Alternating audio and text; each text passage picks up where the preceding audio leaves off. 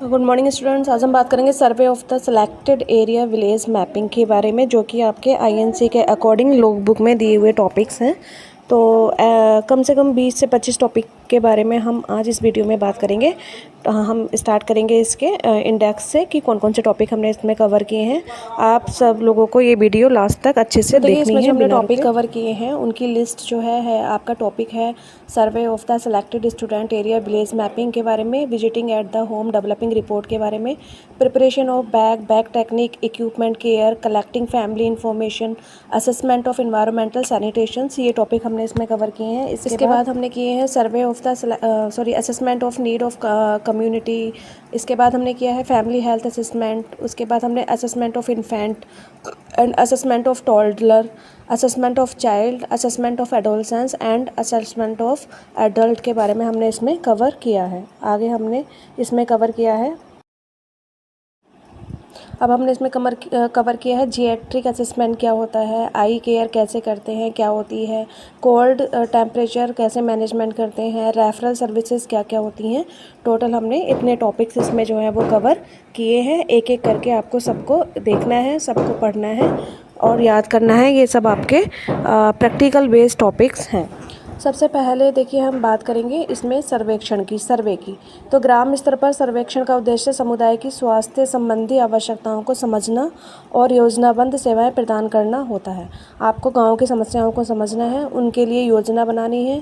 उनका उद्देश्य समुदाय के स्वास्थ्य संबंध से रिलेटेड आपको जो है वो बनाना है या उसका प्लान आपको बनाना है और उसकी सेवाएं आपको फिर ग्राम स्तर पर सर्वे के द्वारा उनको जाके देनी है। ये इसका मतलब होता है। इसके बाद देखिए सर्वेक्षण के उद्देश्य क्या क्या होते हैं, इसके बारे में बात करेंगे। सर्वेक्षण के उद्देश्य की बात करें तो इसमें जो ग्राम की जनसंख्या का सही आकलन प्राप्त करना है।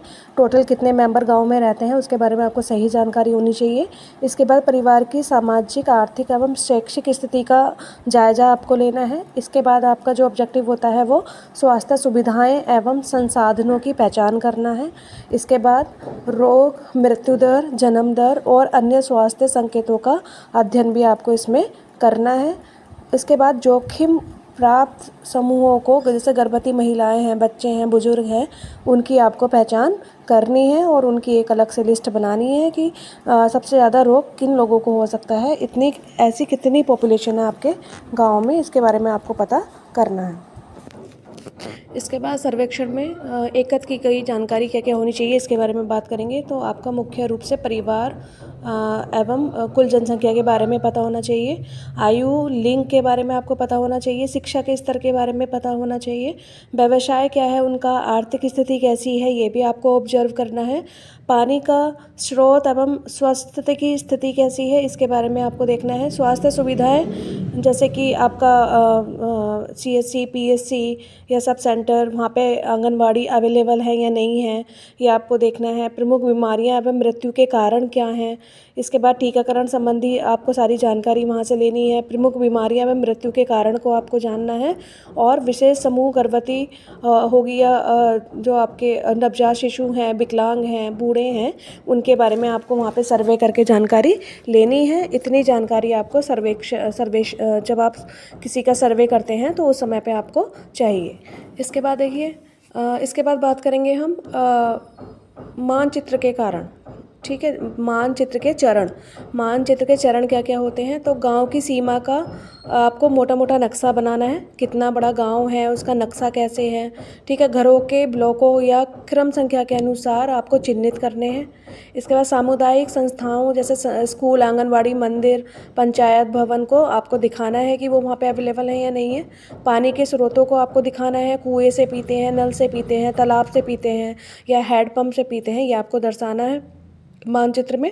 इसके बाद स्वास्थ्य सुविधाएं, सब सेंटर, PSC, दवाखाना दिखाना है आपको चित्र में। इसके बाद गंदगी, कचरा निस्तारण स्थल पर नालियों के चित्रण को आपको वहाँ पे करना है। मतलब ओवरऑल आपको एक गांव का पूरा नक्शा तैयार करना है जिसके अंदर ये सारी सुविधाएं हो, उस तरीके से ही उनको वहाँ पे दिखाना है। अब बात करेंगे नेक्स्ट टॉपिक की, जो कि हमारा है विजिटिंग होम डेवलपमेंट रिपोर्ट। ठीक है। विजिटिंग होम डेवलपमेंट रिपोर्ट क्या होती है, मतलब घर भ्रमण का अर्थ क्या है। तो घर भ्रमण का अर्थ है स्वास्थ्य कार्यकर्ता, एएनएम, आशा, एमपीडब्ल्यू मतलब मल्टीपर्पज़ वर्कर आदि द्वारा किसी परिवार के घर जाकर उन्हें स्वास्थ्य सेवाएं देना, स्वास्थ्य शिक्षा प्रदान करना और उनकी आवश्यकताओं को समझना हमारा गृह भ्रमण का मुख्य अर्थ होता है। मतलब हम घर भ्रमण क्यों कर रहे हैं भाई, किसी के घर जाएंगे, उससे उसकी परेशानी के बारे में पूछेंगे, उसकी शिक्षा के बारे में पूछेंगे, उसको क्या क्या सेवाएं जो है वो दी जा रही हैं सरकार से, उसके बारे में पूछेंगे, कोई बीमार तो नहीं है उसके बारे में पूछेंगे। तो ये सारी जानकारी हमें उस घर से लेनी है, जिससे कि हम उसे, अगर कोई बीमारी है या कोई भी दिक्कत है जिसको हम दूर कर सकते हैं, तो उसकी काउंसलिंग के थ्रू या किसी भी तरीके से उसकी मदद करके हम उसकी परेशानी को दूर कर सकें। इसलिए हमें ये सारी जानकारी वहाँ पे पूछनी है। इसके बाद हम चलते हैं। इसके बाद देखिए घर भ्रमण के उद्देश्य क्या हैं, इसके ऑब्जेक्टिव के बारे में भी आपको पता होना चाहिए। तो परिवार की परंपराओं, तो परिवार की प्रत्यक्ष संपर्क करना, समुदाय की स्वास्थ्य समस्याओं को पहचानना, गर्भवती महिलाएं, प्रसूता, शिशु और बच्चों की देखभाल करना, परिवार नियोजन और टीकाकरण एवं पोषण संबंधी शिक्षा को देना, बीमारियों की रोकथाम और उसका उपचार हेतु मार्गदर्शन करना, स्वास्थ्य एवं स्वास्थ्य संबंधी जानकारी प्रदान करना। ये सारी चीज़ें जो हैं ये मुख्य उद्देश्य होता है, मुख्य ऑब्जेक्टिव होता है गृह भ्रमण का, होम विजिट का। ठीक है, ये उद्देश्य आपको याद रखने हैं क्योंकि होम विजिट फ्रंटलाइन वर्कर का प्रमुख कार्य होता है। इसके बाद हम बात करेंगे गृह भ्रमण के सिद्धांत के बारे में, मतलब प्रिंसिपल के बारे में। प्रिंसिपल क्या होते हैं, तो परिवार की परंपराओं, संस्कृति और गोपनीयता को आपको बनाए रखना है। अगर आपको किसी परिवार ने अपनी पर्सनल इन्फॉर्मेशन आपको पास ऑन की है तो आपको उसे पब्लिकली नहीं करना है, मतलब उसका कॉन्फिडेंशियलिटी आपको मेंटेन रखनी है। इसके बाद परिवार के सदस्यों को शिष्टाचार पूर्वक मिलना है। ऐसा नहीं है कि आपको जो है, अगर कोई छोटा परिवार है या अशिक्षित परिवार है तो उसको आप अलग तरीके से मिल रहे हैं, ऐसा भेदभाव आपके मन में नहीं होना चाहिए। उसके बाद व्यवहार में जो है आपको सरलता और विनम्रता लेकर आनी है। ठीक है, समय पर उचित चयन करें, सुबह या शाम को आपको कब जाना है आपको पता होना चाहिए। परिवार की भाषा को समझें, उसी की भाषा में बात करें जिससे कि उसको अलग से महसूस ना हो, आपसे वो सारी बातें शेयर कर सके। उसके बाद स्वास्थ्य शिक्षा व्यावहारिक और सरल शब्दों में आपको उसको देनी है। ऐसा नहीं है कि जो परिवार है वो अशिक्षित है और आप उसको इंग्लिश में सब कुछ बता रहे हैं, तो इस तरीके का एटीट्यूड वहाँ पे नहीं होना चाहिए। अब बात करते हैं डेवलपिंग रैपोर्ट। ठीक है, डेवलपिंग रैपो क्या होती है कि उसके साथ कैसे संबंध स्थापित करने हैं आपको। तो रैपोर्ट का मतलब होता है स्वास्थ्य कार्यकर्ता और परिवार के बीच विश्वास एवं अच्छा संबंध स्थापित करना है, जिससे कि आपका आईपीआर पेशेंट के साथ में और इसके परिवार के साथ में मेंटेन हो सके। अब देखिए संबंध स्थापित करने के तरीके क्या क्या होते हैं वो भी आपको पता होना चाहिए, कैसे आप उनके साथ में आईपीआर मेंटेन करेंगे। तो घर पहुंचने पर अभिवादन करें, नमस्ते करें, प्रणाम करें, मुस्कुराते हुए मित्रता पूर्वक व्यवहार करें। ठीक है, आपको टेढ़े मेढ़े मुंह नहीं बनाने हैं। परिवार के बुजुर्गों और प्रमुख व्यक्ति से पहले संवाद करें। परिवार की समस्याओं को ध्यान से सुने जिससे कि उन्हें लगे कि आप उनकी बात को बहुत अच्छे से सुन रहे हैं, समझ रहे हैं। ये उनको ऐसा फील होना चाहिए जिससे कि वो आपको सपोर्ट करें, आपका जो है साथ दें, आपको सब कुछ अपनी घर की प्रॉब्लम को बताने के लिए, जिससे कि आप अच्छे से उस एरिया का असेसमेंट कर पाएंगे, अच्छे से उस एरिया की रिपोर्ट बना पाएंगे। तो इसमें आपको हेल्प मिल सकती है, इसलिए आपको ये सारी चीज़ें फॉलो वहाँ पे करनी है। इसके बाद देखिए आलोचना या आदेशात्मक भाषा का प्रयोग ना करें। ठीक है, सरल और स्थानीय भाषा में बात करें। जैसे आपको भाषा में सामने वाला बात कर रहा है उसी भाषा में आपको सामने वाले से बात करनी है। स्वास्थ्य शिक्षा को उनकी दिनचर्या और जीवन शैली से जोड़कर बताएं। ठीक है, कि वो इस तरीके से खाते हैं, इस तरीके से इस गलत टाइम खाते हैं, इसलिए उसके स्वास्थ्य पे असर हो रहा है। इस तरीके से आपको उनको काउंसलिंग करना है। बात करेंगे कि घर भ्रमण के दौरान गतिविधियाँ कैसी होनी चाहिए। तो परिवार का परिचय और रिकॉर्ड तैयार करना है आपको, ये सब आपको नोट करना है। गर्भवती महिलाएं, शिशु या बीमार व्यक्ति का स्वास्थ्य मूल्यांकन करना है, उसको चेक करना है, असेस करना है। स्वास्थ्य शिक्षा देना है, स्वस्थ पोषण, टीकाकरण आदि के बारे में उसको बताना है। दवा या उपचार की व्यवस्था करनी है आपको, थोड़ी सी मेडिसिन अपने साथ में लेकर जानी है जब आप गृह भ्रमण के लिए जा रहे हैं। ठीक है, आवश्यकता पड़ने पर रेफर की सलाह भी पेशेंट को देनी है और पेशेंट को ये भी बताना है कि कहाँ पे वो पेशेंट को लेकर जा सकते हैं, कहाँ पे आप उसको रेफ़र कर सकते हैं। इसके बारे में भी प्रॉपर जानकारी आपको पेशेंट को देना है। इसी तरीके से हमें पूरा घर भ्रमण को मैनेज करना है।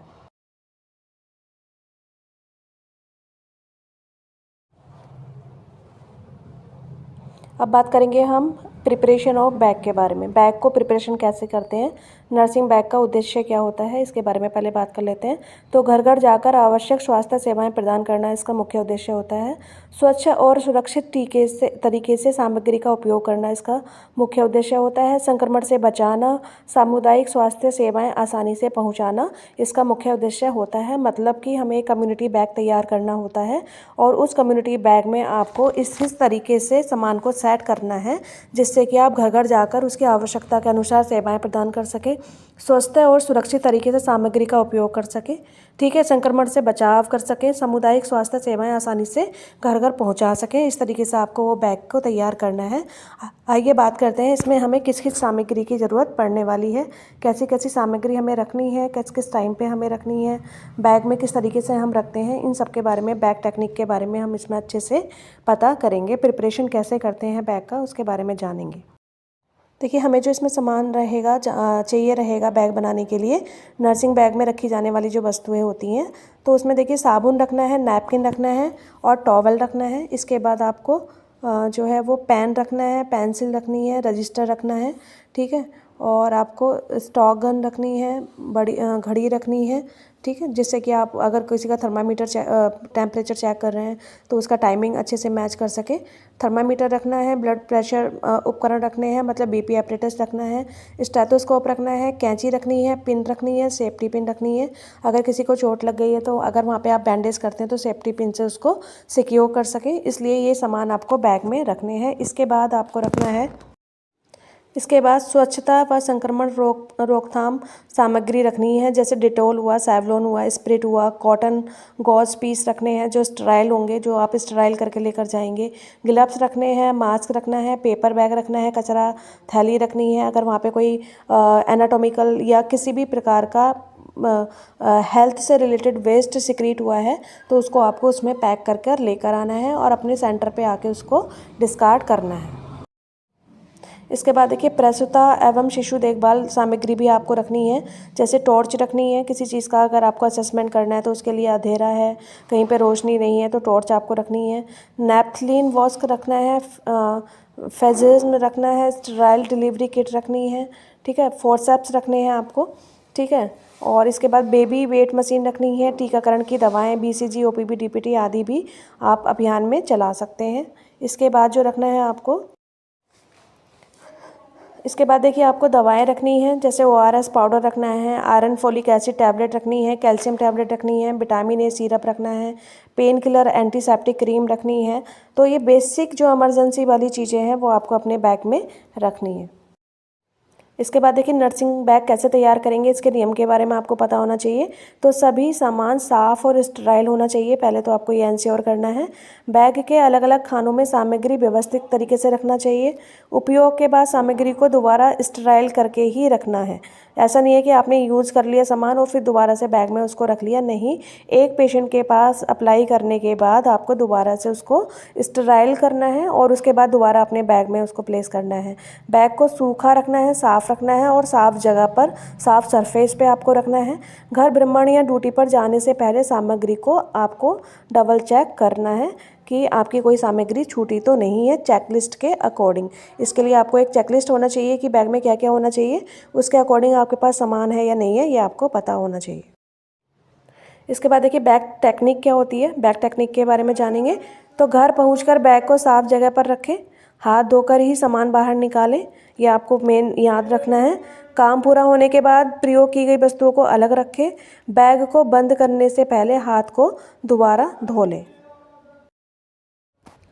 इसके बाद देखिए, घर घर स्वास्थ्य सेवाएं देना है, ठीक है। बैग टेक्निक यूजेस में नर्स एएनएम अपने बैग के माध्यम से समुदाय स्तर पर प्राथमिक स्वास्थ्य सेवाएं पहुंचाएगी।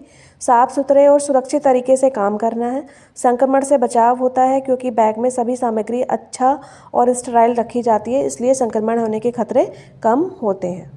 तो ये सारी ट्रिक जो है आपको वहाँ पे यूज़ करनी है बैग टेक्निक बनाते हुए, बैग टेक्निक यूज़ करते हुए और समुदाय स्तर पर उनकी सेवाएं देते हुए।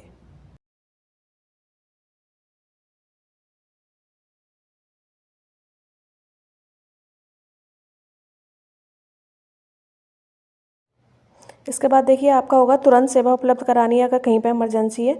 घर घर पर ही ज़रूरतमंद मरीज को देना है ड्रेसिंग इंजेक्शन का प्राथमिक उपचार दिया जा सकता है। आप उसको ड्रेसिंग कर सकते हो, कोई टीटी वगैरह का इंजेक्शन लगा सकते हो। स्वास्थ्य शिक्षा देना है, बैग में रखी सामग्री का उपयोग करके परिवार को स्वास्थ्य, पोषण, टीकाकरण, स्वच्छता आदि के बारे में भी आपको बताना है। इसके बाद गर्भवती एवं प्रसूता देखभाल के बारे में आपको बताना है। एएनसी में गर्भावस्था जांच, पीएनसी, ठीक है, बच्चों की देखभाल के बारे में, प्रसव सहायता के बारे में और नवजात शिशु की देखभाल की जा सकती है। इसके बारे में भी आपको वहाँ पे काउंसलिंग करना पड़ेगा। हेलो फ्रेंड्स, अब बात करेंगे बीमारी की रोकथाम और नियंत्रण के बारे में। तो टीकाकरण, ओआरएस वितरण, iron, folic acid, vitamin A आदि दवाएं देकर रोगों की रोकथाम की जाती है। ठीक है, आपातकालीन स्थिति में उपयोग करेंगे तो प्रसव, चोट, बुखार या अन्य स्वास्थ्य समस्या में जो है वो त्वरित सहायता उपलब्ध कराई जा सकती है। इसमें ये भी एक फ़ायदा है। इसके बाद रिकॉर्ड और रिपोर्टिंग में सहायता करता है। बैग में रजिस्टर और फॉर्म लेते हैं जिससे परिवार की जानकारी दर्ज की जाती है। आपके बैग टेक्निक से इतने फ़ायदे आपको वहाँ पे मिलेंगे। हर तरीके की प्रॉब्लम आप कम्युनिटी में जाके बेसिक वाली या इमरजेंसी वाली सॉल्व कर पाएंगे।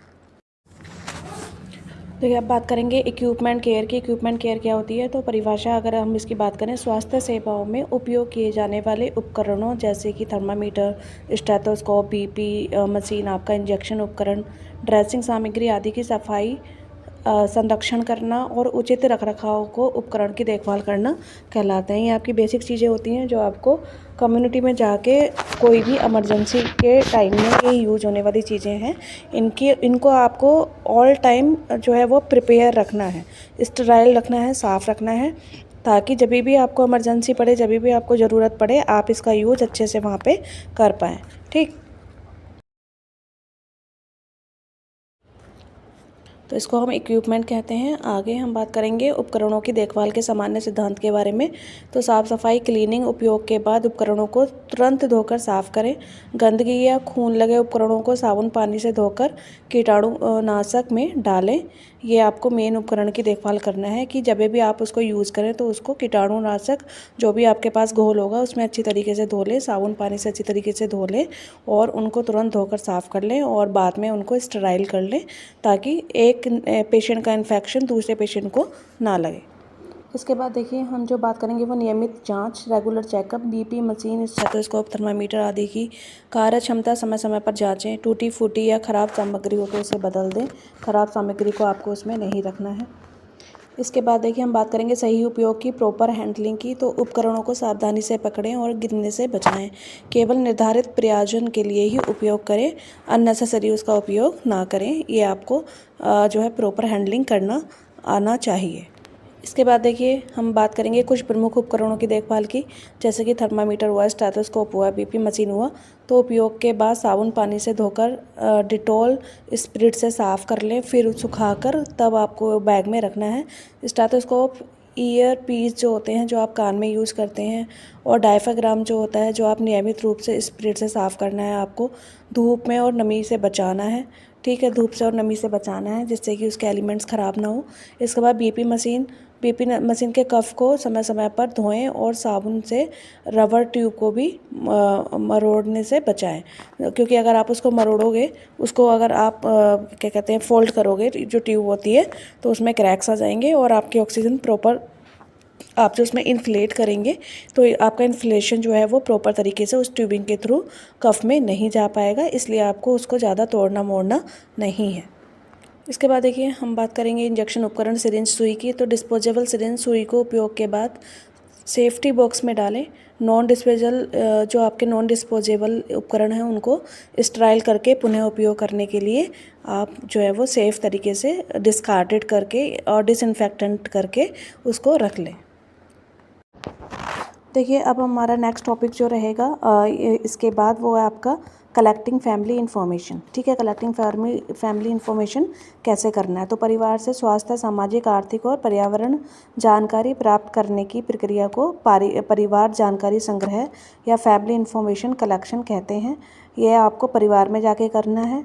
ठीक है, कलेक्टिंग फैमिली इन्फॉर्मेशन आप जो आपका विजिट करने के टाइम पे एक जो फैमिली फ़ोल्डर होता है उसमें एंट्री करने के लिए आप इसको कर सकते हैं। फैमिली फ़ोल्डर कैसे फिल किया जाता है ये मैंने आपको अलग से एक वीडियो में बनाया है, आप वहाँ से इसका देख लीजिएगा। तो परिवार से स्वास्थ्य, सामाजिक, आर्थिक और पर्यावरणीय जानकारी प्राप्त करने की प्रक्रिया को ही परिवार जानकारी संग्रह, फैमिली इंफॉर्मेशन कलेक्शन कहते हैं। और ये आपका कम्युनिटी पोस्टिंग में किए जाने वाला एक जो है वो यहाँ पे आपको करना होता है। ये आपका एक प्रोसीजर भी है, ठीक है। ये उसके अंदर आता है रिकॉर्ड रखने के लिए कि परिवार की इन्फॉर्मेशन आप कैसे कलेक्ट करते हैं। तो परिवार की इन्फॉर्मेशन कलेक्ट करने के बाद हमारा जो नेक्स्ट रहेगा वो है आपका परिवार के जो इन्फॉर्मेशन कलेक्ट करते हैं उसे हम फैमिली फोल्डर में एंटर करते हैं। इसका उद्देश्य जो है वो रहेगा आपका परिवार की सामाजिक, आर्थिक और स्वास्थ्य स्थिति जानना, रोगों के जोखिम कारकों और स्वास्थ्य समस्याओं की पहचान करना, गर्भवती महिलाएं, बच्चे, बुजुर्ग और विकलांग व्यक्तियों की पहचान करना। इसके बाद टीकाकरण, पोषण और स्वच्छता की स्थिति का आकलन करना। इसके बाद आपका रहेगा टीकाकरण, पोषण और स्वास्थ्य की स्थिति का आकलन करना, परिवार को आवश्यक स्वास्थ्य सेवाएं उपलब्ध कराना, स्वास्थ्य शिक्षा और परामर्श देना। ये इसके मुख्य उद्देश्य होते हैं। इसके बाद हम बात करेंगे, देखिए एकत्र की जाने वाली जानकारी कौन कौन सी होनी चाहिए। तो इसमें आपका का जो आएगा, ए ऑप्शन जो आएगा, सामान्य जानकारी, परिवार का नाम, पता, गांव, वार्ड संख्या आपको आदि पता होना चाहिए। परिवार का मुखिया कौन है ये आपको पता होना चाहिए। कुल परिवार में सदस्य कितने हैं ये आपको वहाँ पे पता होना चाहिए। आपको ये सब आपके फोल्डर में एंटर करना है। इसके बाद देखिए आपको जो है वो आपको खा में जो आएगा आपका जनसंख्या की जानकारी, डेमोग्राफिक इन्फॉर्मेशन आएगा। प्रत्येक सदस्य का नाम, आयु, लिंग, वो वैवाहिक है या नहीं है, शिक्षा का स्तर क्या है, ये सारी जानकारी भी आपको खा वाले कॉलम में भरनी होती है। इसके बाद गा जो कॉलम आएगा उसके बारे में बात कर लेते हैं। देखिए गा कॉलम की बात करेंगे तो स्वास्थ्य संबंधी जानकारी, गर्भवती एवं स्तनपान कराने वाली माताएं, बच्चों की संख्या एवं उनकी आयु, टीकाकरण की स्थिति, किसी सदस्य को पुरानी बीमारी है जैसे टीडी हुआ, डायबिटिक हुआ, हृदय रोग हुआ, टीबी हुआ तो उसकी जानकारी, विकलांग सदस्य है तो उसकी जानकारी आपको उसमें फिल करनी होती है। इतनी जानकारी आपको फैमिली फोल्डर में डालनी। इसके बाद देखिए इंजेक्शन उपकरण, सिरिंज, सुई, डिस्पोजेबल सिरिंज, सुई का उपयोग के बाद सेफ्टी से बॉक्स में डालें। नॉन डिस्पोजेबल उपकरणों को स्टराइल करें, पुनः उपयोग करें। ड्रेसिंग सामग्री आपको रखनी है जैसे गॉज हुआ, कॉटन हुआ, बैंडेज हुआ, ठीक है, स्टराइल करके एयर टाइट डिब्बे में आपको ये सारी चीज़ें आपको कम्युनिटी में जाने से पहले रखनी है। इसके बाद देखिए पर्यावरणीय जानकारी आपको होना चाहिए। पानी का स्रोत क्या है, शौचालय की उपलब्धता कहाँ पर है, घर का प्रकार कैसा है, कच्चा घर है, पक्का घर है, कच्चा निस्तारण की व्यवस्था आपको वहाँ पे नोट करना है आपके फैमिली। इसके बाद देखिए बात पर्यावरणीय जानकारी के बाद आपको हम बात करेंगे दूसरे फैक्टर्स की, जो कि है आपका डा सामाजिक व आर्थिक जानकारी, परिवार की आय कितनी है, राशन कार्ड की स्थिति कैसी है, स्वास्थ्य बीमा का उपलब्धता कैसी है, इस सब के बारे में भी आपको वहाँ पे नॉलेज होना चाहिए। तो देखिए जब हम बात करते हैं 4 के बारे में, तो परिवार जानकारी संग्रह के तरीके क्या क्या होते हैं। तो होम विजिट होता है, गृह भ्रमण, ठीक है, साक्षात्कार होता है, इंटरव्यू, परिवार से सीधे मिलकर जानकारी लेना है, परिवार के मुखिया से सदस्यों से पूछ कर लेना है, ऑब्जर्वेशन करके लेना है, घर पर परिवार पानी, साफ सफाई स्थिति देखनी है कैसी है, रिकॉर्ड देखना है, टीकाकरण कार्ड, स्वास्थ्य रजिस्टर, आपका अस्पताल का जो रजिस्टर होगा उसमें ये सारी चीज़ें आपको नोट करनी है कि उस परिवार में किस तरीके से उसका जो है वो रखरखाव हो रहा है, किस तरीके से वो उस चीज़ को मैनेज कर रहे हैं, ये सारी जानकारी आपको वहाँ पर रखनी है। इसके बाद देखिए हम बात करेंगे परिवार जानकारी संग्रह के तरीके के बाद ध्यान देने योग्य बातें जो हैं वो हैं परिवार की गोपनीयता बनाए रखना है। इस चीज़ का आपको बेसिकली ध्यान रखना है। शिष्टाचार और स्थानीय भाषा में प्रश्न पूछें। ऐसा नहीं है कि आप एक वहाँ पे एटीट्यूड के जैसे वहाँ पे शो करें, उनको नीचा दिखाने की कोशिश करें, ऐसा आपको नहीं करना है। केवल आवश्यक जानकारी ही लें, अनावश्यक बात उनसे नहीं करनी है। प्राप्त जानकारी को सही रिकॉर्ड करना है, उसमें कुछ भी इधर उधर आपको नहीं करना है। तो देखिए अब हम बात करेंगे असेसमेंट ऑफ एनवायरनमेंट सैनिटेशन की। तो असेसमेंट ऑफ एनवायरनमेंट सैनिटेशन जो होता है पर्यावरणीय स्वच्छता का मूल्यांकन वह प्रतिक्रिया है जिसमें किसी गांव, क्षेत्र, परिवार के आसपास की स्वच्छता, जल स्रोत, आवास होता है, कचरा प्रबंधन, शौचालय व्यवस्था तथा संक्रमण फैलाने वाले कारकों का अध्ययन किया जाता है। इसमें आपको इन सारी चीज़ों के बारे में असेसमेंट करना पड़ेगा एनवायरमेंटल सैनिटेशन करने के टाइम पे, ठीक है। इसके बाद हम बात करेंगे जो आपके इसके ऑब्जेक्टिव हैं, ठीक है। इसके ऑब्जेक्टिव क्या है, इसके उद्देश्य क्या हैं? तो रोग फैलाने वाले कारकों की पहचान करना, पानी, वायु और मिट्टी की स्वच्छता की स्थिति की मूल्यांकन करना, स्वच्छता के स्तर के अनुसार स्वास्थ्य शिक्षा और सुधार योजना बनाना, संक्रमण रोगों जैसे डायरिया, मलेरिया, हैजा आदि की रोकथाम करना, ये उसके मुख्य ऑब्जेक्टिव होते हैं जब आप किसी भी इन्वायरमेंट का असेसमेंट करते हैं कि वहाँ का इन्वायरमेंट कैसा है। इसके बाद देखिए मूल्यांकन के मुख्य क्षेत्र क्या हैं? एरिया ऑफ असेसमेंट, तो जल आपूर्ति के, वाटर सप्लाई के, पानी का स्रोत कुआं है, हैंड पंप है, नल है, तालाब है, इसके बारे में आपको पता होना चाहिए। पानी का ढक्कन से ढका हुआ है या खुले में है, पानी उबालकर या फिल्टर से पीते हैं या नहीं पीते हैं, पानी में दूषित होने की संभावना, मक्खी, गंदगी, खुले में मच्छर, जल में कोई भी प्रकार के कीटाणु किस तरीके से वहाँ पे अवेलेबल हैं, किस तरीके से वहाँ पे मैनेजमेंट है, इसके बारे में भी आपको पता होना चाहिए। क्योंकि आपको पता है सबसे ज़्यादा बीमारियां जो होती हैं हमारे यहाँ वो पानी से ही होती हैं, इसलिए पानी का मैनेजमेंट सही से होना बहुत ज़्यादा ज़रूरी है।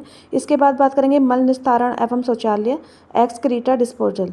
तो इसका जो होता है, परिवार में शौचालय की उपलब्धता है या नहीं है, इसको देखना है। खुले में शौच की प्रथा है या शौचालय में जाने की प्रथा है, सेप्टिक टैंक है, पिट है, लैट्रिन की है, तो इन सब के बारे में भी आपको नोट करना है आपके असेसमेंट में, आपके इन्वायरमेंटल असेसमेंट में, कि मल निस्तारण एवं शौचालय के लिए वहाँ पे किस तरीके का मैनेजमेंट फॉलो हो रहा है, ठीक है। इसका भी आपको वहाँ पे मैनेज करना है। इसके बाद बात करेंगे, इसके बाद देखिए कचरा निपटारण, वेस्ट डिस्पोजल में क्या है? घर के कचरे का प्रबंधन, ढेर लगाना, गड्ढा, डस्टबिन, नालियों में पानी का बहाव सही है या रुकता है, पशुओं का गोबर व गंदगी कहाँ जमा होती है, इसके बारे में हम वहाँ पे प्रॉपर मैनेजमेंट देखेंगे।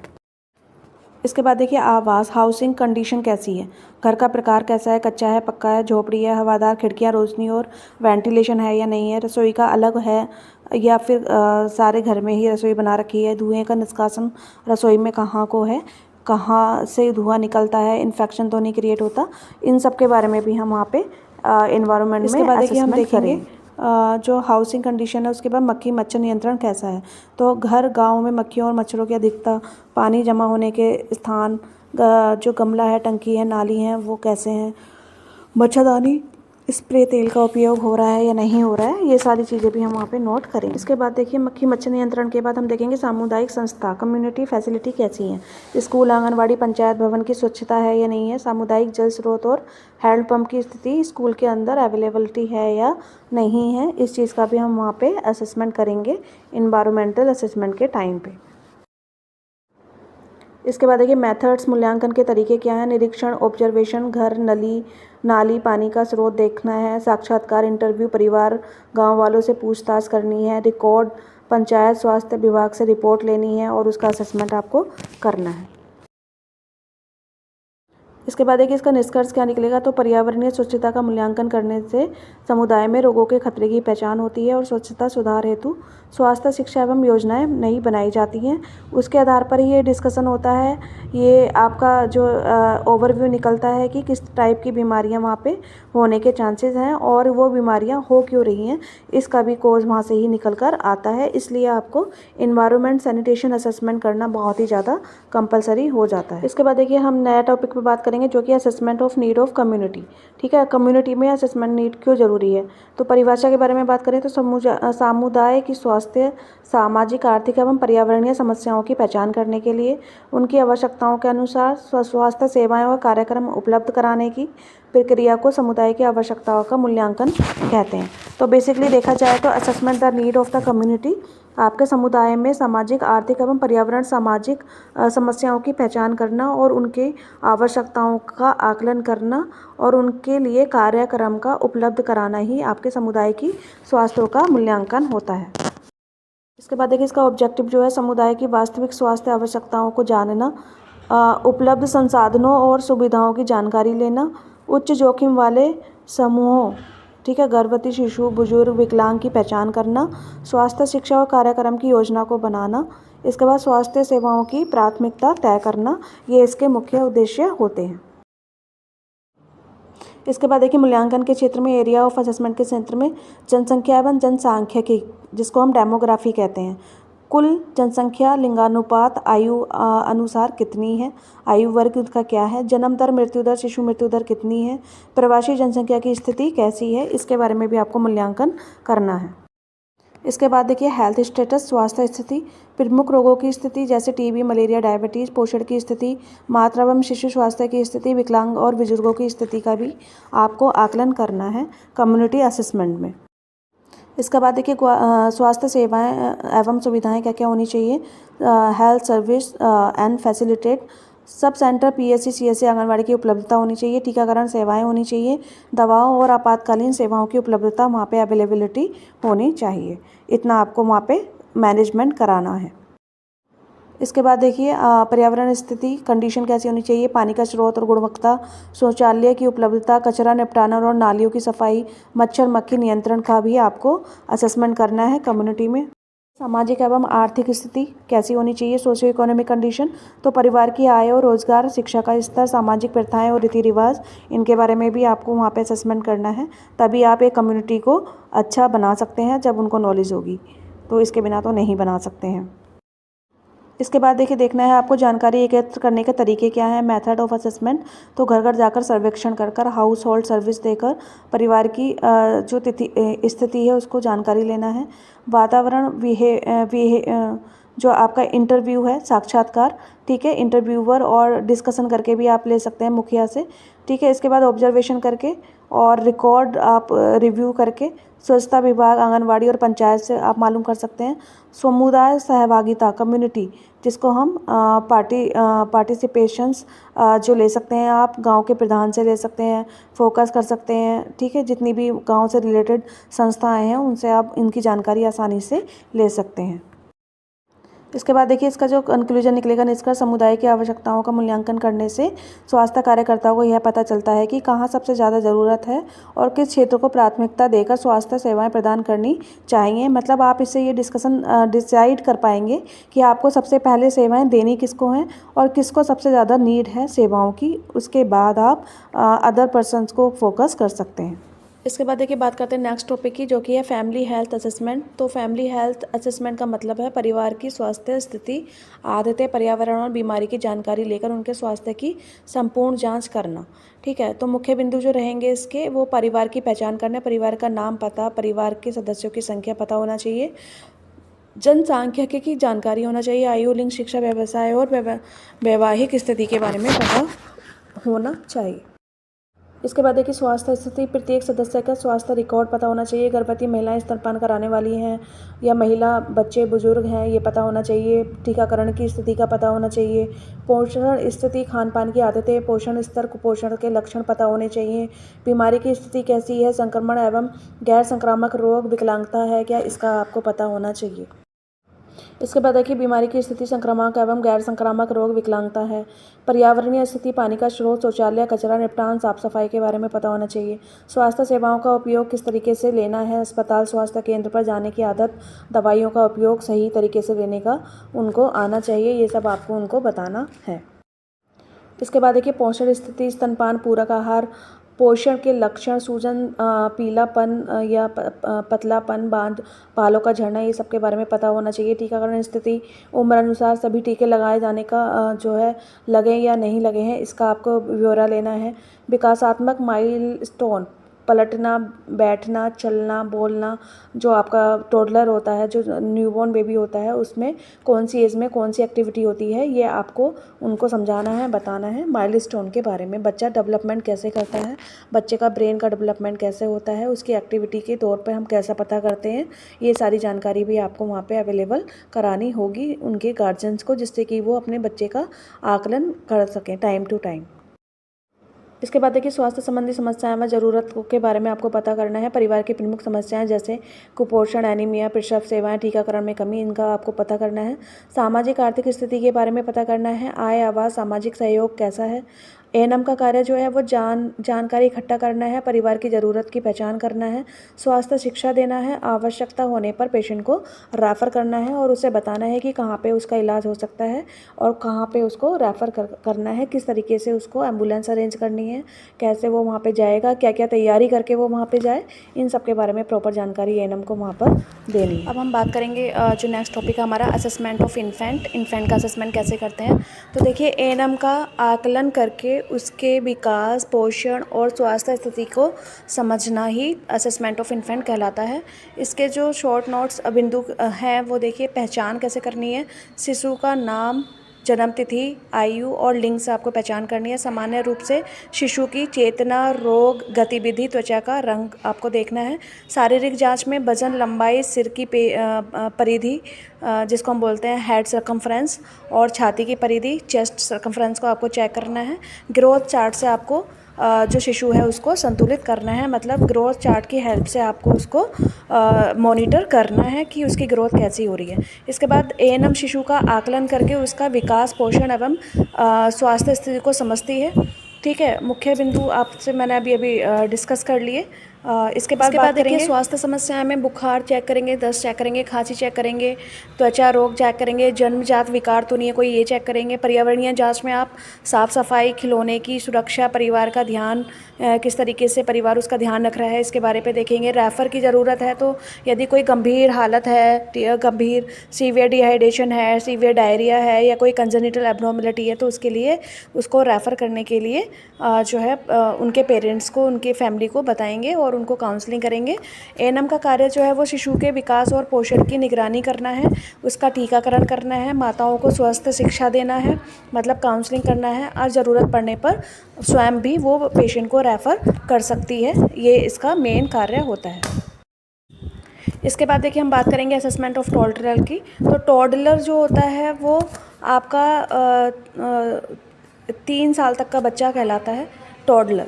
ठीक है, एएनएम द्वारा इसकी जांच की जाती है ताकि उसके विकास, पोषण और स्वास्थ्य स्थिति को समझा जा सके, किस तरीके से वो विकास कर रहा है, किस तरीके से उसका पोषण हो रहा है, उसको समझा जा सके, इसलिए आप इसका असेसमेंट करेंगे टॉडलर का।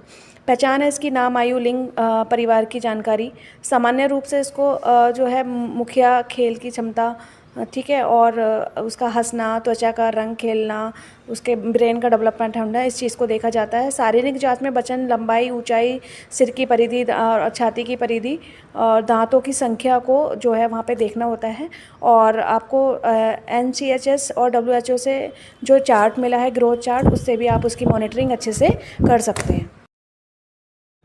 इसके बाद देखिए पोषण स्थिति, भोजन की आदतें कैसी हैं, दूध, पूरक आहार, ठोस भोजन ले रहा है या नहीं ले रहा, कुपोषण के लक्षण, पतलापन, सुस्ती, बार बार बीमार होना, तो ऐसा कोई लक्षण तो नहीं है उसको। टीकाकरण स्थिति देखेंगे, राष्ट्रीय टीकाकरण कार्यक्रम के अनुसार उसके सभी टीके लगाए गए हैं या नहीं। विकासात्मक माइलस्टोन देखेंगे, डेवलपमेंट माइलस्टोन, चलना, दौड़ना, बोलना, हाथ से खाना खाना, सरल शब्दों को बोलना, सेंटेंसेस को बोलना, वो कर पा रहा है या नहीं कर पा रहा है, इसका हम आकलन वहाँ पे करेंगे और इस तरीके से टॉडलर का असेसमेंट हम करेंगे।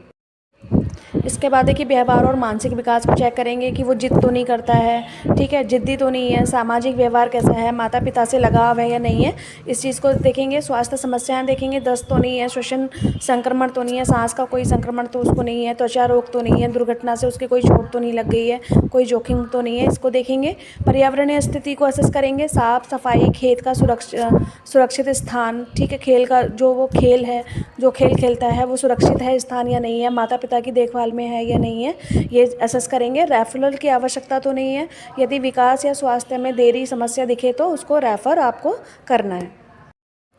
इसके बाद देखिए एएनएम का क्या कार्य है टॉडलर के लिए, बच्चे की वृद्धि और विकास की नियमित निगरानी करना, माता पिता को पोषण, स्वच्छता और सुरक्षा पर शिक्षा देना, टीकाकरण पूरा करना, गंभीर मामलों में समय पर रेफ़र करना, ये सब एक एएनएम की वहाँ पे जिम्मेदारी होती है, रिस्पॉन्सिबिलिटी होती है।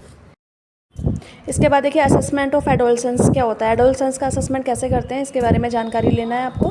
तो किशोरावस्था 10 से 19 वर्ष तक जो है वो मानी जाती है। 10 से 19 वर्ष तक किशोरावस्था मानी जाती है। इसमें शरीर, मानसिक, सामाजिक बदलाव तेज़ी से होते हैं। मानसिक स्थिति में भी और शारीरिक स्थिति में भी जो बदलाव हैं वो बहुत तेज़ी से होते हैं।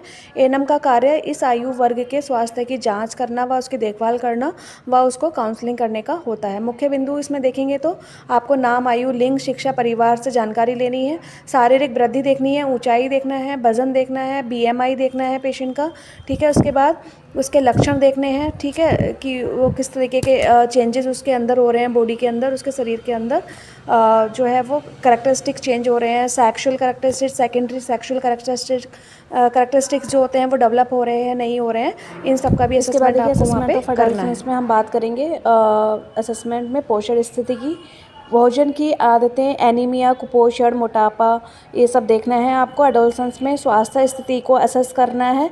स्वास्थ्य स्थिति में मासिक धर्म समस्याएं संबंधी किशोरियों में और संक्रमण, त्वचा रोग, दृष्टि रोग, श्रवण, ये सब चीज़ें आपको असेसमेंट करना है, ठीक है। इसके बाद मानसिक स्वास्थ्य देखेंगे, तनाव में तो नहीं है, पढ़ाई का दबाव तो नहीं है, मूड बदलना या आत्मविश्वास में कमी होना है, ये सब चीज़ें आप वहाँ पे चेक करोगे। मूड बदलना मतलब उसको मूड स्विंग्स आ रहे हैं क्या, थोड़ी देर में गुस्सा आता है, थोड़ी देर में हंसी आ जाती है, इस तरीके के कोई कंडीशन तो वहाँ पे नहीं है। इस चीज़ को आपको वहाँ पे असेस करना है। इसके बाद नेक्स्ट हम देखेंगे, ठीक है, मानसिक स्वास्थ्य हमने देख लिया। इसके बाद व्यवहार और सामाजिक पहलू की तरफ से देखेंगे। मित्रता, सोशल मीडिया, टीवी का प्रभाव, नशा, धूम्रपान, शराब जैसी आदतें तो पेशेंट में नहीं है, इस चीज़ को हम असेस करेंगे। इसके बाद हम देखेंगे टीकाकरण की स्थिति देखेंगे। टीटी का बूस्टर उसको लगा है क्या, एचपीवी जहाँ उपलब्ध हो वहाँ पे लगा है या नहीं लगा है, बचपन के टीके सारे लगे हैं उसको या नहीं लगे हैं, इस चीज़ का असेसमेंट करेंगे। इसके बाद प्रजनन एवं यौन संबंध के बारे में, स्वास्थ्य के बारे में उससे पता करेंगे। इसके बाद हम देखेंगे, देखिए रेफरल की आवश्यकता कहाँ है। मानसिक रोग, एनीमिया, गंभीर स्वास्थ्य समस्याएं होने पर आपको उसको जो है वो रेफ़र करना है, कहाँ पर करना है, इसकी जानकारी इसको देंगे। एएनएम का जो कार्य होता है किशोर किशोरियों का पोषण करना, स्वच्छता को काउंसलिंग करना, मासिक धर्म के बारे में, प्रबंधन के बारे में बताना, प्रजनन स्वास्थ्य और तथा उसके जो शिक्षा देना है, उसके स्वास्थ्य के बारे में, इन्फेक्शियस के बारे में, इन्फेक्शन कैसे लग सकता है, ठीक है, उससे उसको कैसे अपना हाइजीन मेंटेन रखना है, इन सब के बारे में आइडिया उनको दे सकती है एएनएम आपके एडोलसेंस को। अब बात करेंगे असेसमेंट ऑफ एडल्ट की। तो असेसमेंट ऑफ एडल्ट में वयस्क को देखेंगे, 20 से 60 वर्ष का आकलन करेंगे, एएनएम द्वारा किया जाता है ताकि उनकी शारीरिक, मानसिक और सामाजिक स्वास्थ्य स्थिति का पता लगाया जा सके, ठीक है। इसके बाद मुख्य बिंदु जो होंगे वो पहचान करना है, नाम, आयु, लिंग, शिक्षा, व्यवसाय, वैवाहिक स्थिति से, और सामान्य स्थिति में चेतना, गतिविधि, शरीर का रंग, काम करने की क्षमता को देखना है कि वो किस तरीके का काम कर रहे हैं, उनके अंदर उतनी क्षमता है नहीं है, उनकी बॉडी के अंदर उतना न्यूट्रिशंस है या नहीं है, उतना एनर्जी लेवल है या नहीं है, और जिस तरीके का वो काम कर रहे हैं उस तरीके का उनकी डाइट वो लेते हैं या नहीं है, इस चीज़ को भी आपको असेस करना है। इसके बाद देखिए बात करेंगे शारीरिक जांच की। तो वजन, ऊंचाई, बीएमआई, ब्लड प्रेशर है ना, इस और आपको तापमान और आपका नाड़ी का श्वसन दर, ये सब आपको चेक करना है। आँख, कान, दस्त, दांत और त्वचा, कान, जननांगों की जांच आपको करनी है। पोषण स्थिति में आपको आहार की आदतें, मोटापा और कुपोषण के बारे में जानकारी देनी है। स्वास्थ्य स्थिति में आपको संक्रमण रोग, टीबी, मलेरिया, ठीक है, और असंक्रामक रोग के बारे में, जैसे हाई बीपी है, ठीक है, दृष्टि विकार है, हृदय विकार है, इन सब के बारे में उनको जानकारी देनी है और इनसे पता करना है।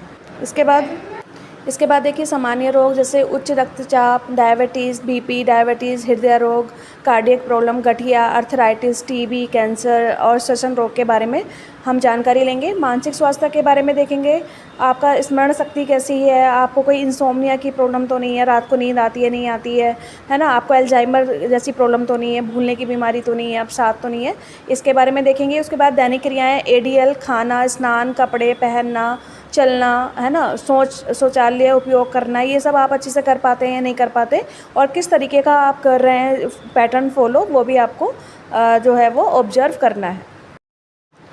इसके बाद देखिए परिणाम स्वास्थ्य, महिलाओं में मासिक धर्म के बारे में असेसमेंट करना है, गर्भनिरोधक उपयोग कर रही है नहीं कर रही है, एएनसी पीएनसी के बारे में, है ना, पुरुषों में जननांग यौन के। इसके बाद देखिए व्यवहार संबंधी जोखिम देखना है आपको, धूम्रपान, शराब, नशीली दवाओं का सेवन तो नहीं कर रहा है, कोई असुरक्षित यौन संबंध तो नहीं कर रहा है मेल में या फीमेल में, आपको ये भी चेक करना है। पर्यावरणीय स्थिति देखनी है आपको, ठीक है, पर्यावरण कैसा है, साफ़ है, सुथरा है, स्वच्छ है, कार्यस्थल की स्थिति अच्छी है या नहीं है, जहाँ पे वो कार्य करते हैं, जहाँ पे वो रहते हैं, जहाँ पे उनका पालन पोषण होता है, वहाँ की स्थिति कैसी है, इसका भी आकलन आपको करना है। इसके बाद टीकाकरण का देखना है, टीटी, कोविड-19 और अन्य टीके उसको लगे हैं नहीं लगे हैं, इसका असेसमेंट करना है। रेफरल की आवश्यकता हो तो किसी गंभीर रोग या विकास का संदेह होने पर आपको पेशेंट को रेफ़र की स्थिति भी पैदा करनी है, रेफ़र भी करना है।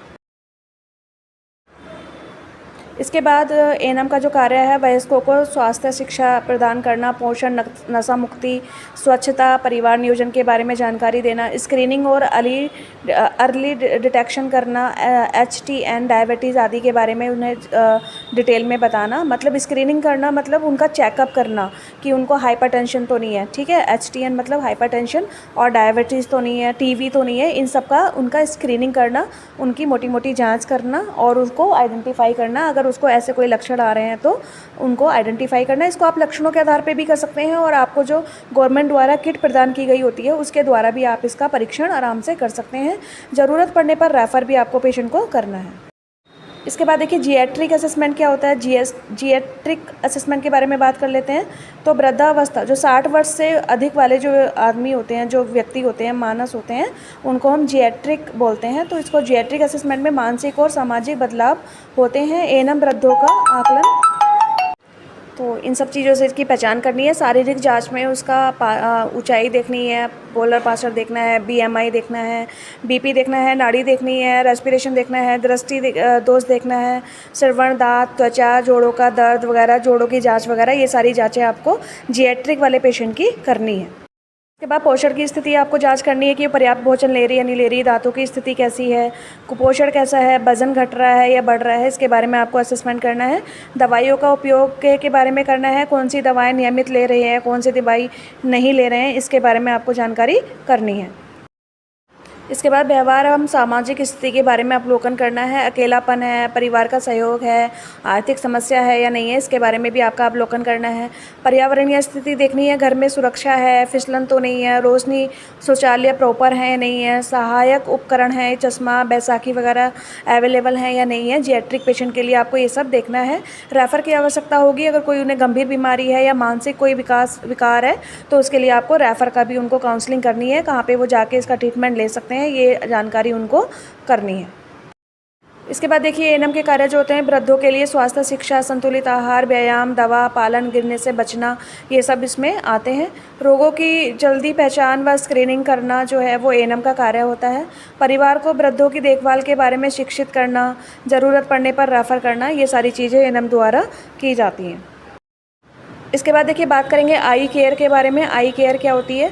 तो आंखें शरीर का महत्वपूर्ण अंग है। एएनएम को आंखों की देखभाल, सामान्य रोगों की पहचान और रोकथाम के बारे में जानकारी होनी चाहिए कि सामान्य रोग कौन कौन से होते हैं। तो इस व्यक्तिगत स्वच्छता की बात करेंगे तो आंखों को बार बार गंदे हाथों से नहीं छूना है, रोज़ाना साफ पानी से आंखों को धोना है, inner canthus to outer canthus तक उसको क्लीन करना है।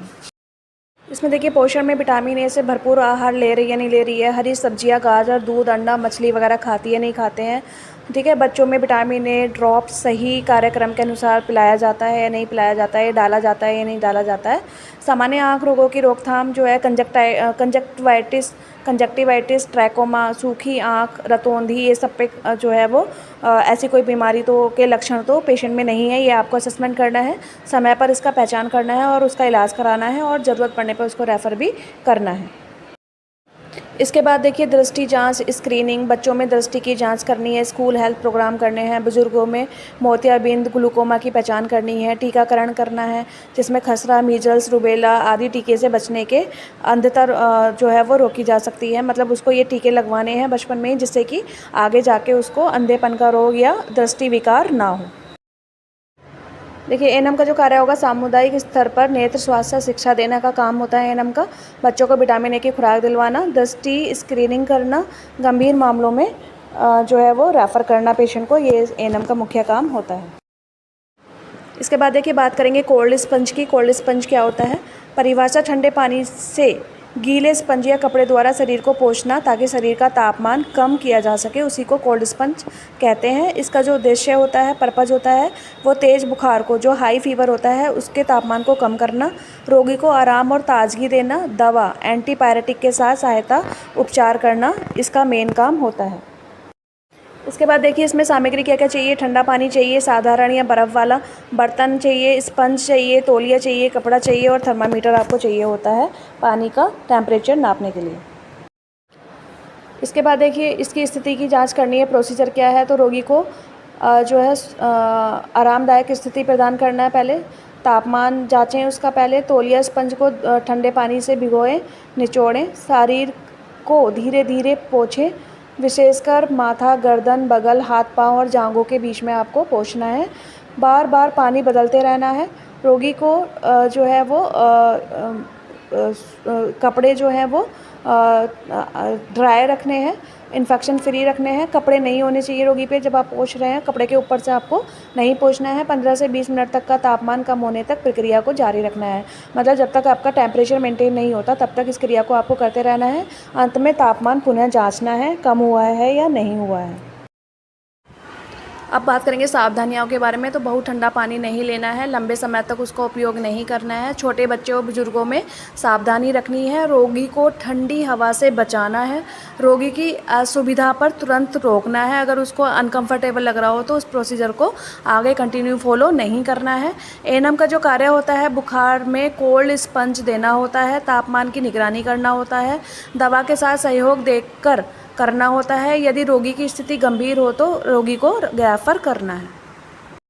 इसके बाद देखिए बात करेंगे रेफरल सर्विसेज की। रेफरल सर्विसेज क्या होती हैं, तो परिभाषा जो है इसकी, जब प्राथमिक स्तर पर सब सेंटर पीएससी रोगी का इलाज संभव ना हो तो उसे उच्च स्तरीय स्वास्थ्य केंद्र सीएससी, डिस्ट्रिक्ट हॉस्पिटल या मेडिकल कॉलेज में रेफ़र किया जाता है। उसी को हम रेफरल सिस्टम कहते हैं। इसके लिए गवर्नमेंट हमें 108 और 102 एम्बुलेंस का अरेंजमेंट कराती है और उस अरेंजमेंट को हम फ्री में हम रेफ़र अपने पेशेंट को एक जगह से दूसरी जगह आराम से करा सकते हैं। उसके बाद देखिए उसका मुख्य उद्देश्य क्या होता है, रोगी को उचित समय पर उच्च स्तरीय उपचार दिलवाना इसका मुख्य उद्देश्य होता है। मातृ एवं शिशु मृत्यु दर को कम करना, गंभीर जटिलताओं का शीघ्र प्रबंधन करना, ये इसके मुख्य उद्देश्य होते हैं। उसके बाद देखिए उधर्व रेफरल, अपवर्ड रेफरल क्या होता है, सब सेंटर से पीएससी, पीएससी से सीएससी, सीएससी से डिस्ट्रिक्ट हॉस्पिटल और डिस्ट्रिक्ट हॉस्पिटल से मेडिकल। इस तरीके से इसकी हायरार्की चलती है। इस तरीके से आपको रेफ़र करना है। जो सब सेंटर वाला होगा वो पीएससी को रेफ़र करेगा, जो पीएससी वाला होगा वो सीएससी को रेफ़र करेगा, जो सीएससी वाला होगा वो डिस्ट्रिक्ट हॉस्पिटल को रेफ़र करेगा। अगर डिस्ट्रिक्ट हॉस्पिटल पर भी उसका इलाज नहीं होता है तो वो मेडिकल कॉलेज में इसको रेफ़र करेगा। निम्न रेफरल जो है वो डाउनवर्ड रेफरल होते हैं। इसके बाद देखिए डाउनवर्ड रेफरल जो होता है, उच्च केंद्र से कम जटिल वाले को निचले केंद्र पर भेजना डाउनवर्ड कहलाता है। ऐसा नहीं है कि केवल अपवर्ड रेफर ही होता है, डाउनवर्ड रेफर भी होता है। अगर कोई हायर सेंटर पर खाली बीपी चेक कराने आ जाए और वो किसी एरिया का पेशेंट हो तो उसे हम डाउनवर्ड रेफर भी कर सकते हैं। उसका इलाज छोटी जगह पे भी आराम से हो सकता है। उसे हम निम्न रेफर कहते हैं, निम्न रेफर या डाउनवर्ड रेफर कहते हैं। इसके बाद देखिए इंडिकेशन क्या होता है रेफ़र करने के, तो गर्भवती महिलाओं में जटिलताएं हैं, अत्यधिक रक्तस्राव हो रहा है, ठीक है, अगर उसको ऑब्स्ट्रक्टिव लेबर हो रहा है, ठीक है, या कोई भी ऐसी कंडीशन हो रही है जो कंट्रोल के बाहर है तो हम उसे रेफ़र कर सकते हैं। शिशु में गंभीर रोग हो रहा है, नवजात श्वसन कष्ट हो रहा है, प्रीमैच्योर, कम वजन कम है तो उसको रेफ़र कर सकते हैं। संक्रमण रोग टीबी, मलेरिया, डेंगू है, उसको रेफ़र कर सकते हैं। आपात स्थिति, दुर्घटना, जहरीली पदार्थ, गंभीर बुखार है तो उसको हम रेफ़र कर सकते हैं। इन कंडीशंस में हम पेशेंट को हायर सेंटर पे रेफ़र कर सकते हैं। इसका जो सारांश होगा, रेफरल सेवा स्वास्थ्य प्रणाली की लाइफ सेविंग लिंक है जिससे रोगी को सही समय पर सही स्तर पर इलाज मिल सके। तो ये एक अच्छी चीज़ है। रेफरल सेवा जो है वो अगर कोई रोगी को जो है किसी भी प्रकार के जोखिम से बचाना हो तो हम पेशेंट को रेफ़र करके आराम से उसको बचा सकते हैं। Thank you so much. ये आपके प्रैक्टिकल बेस्ड क्वेश्चंस हैं।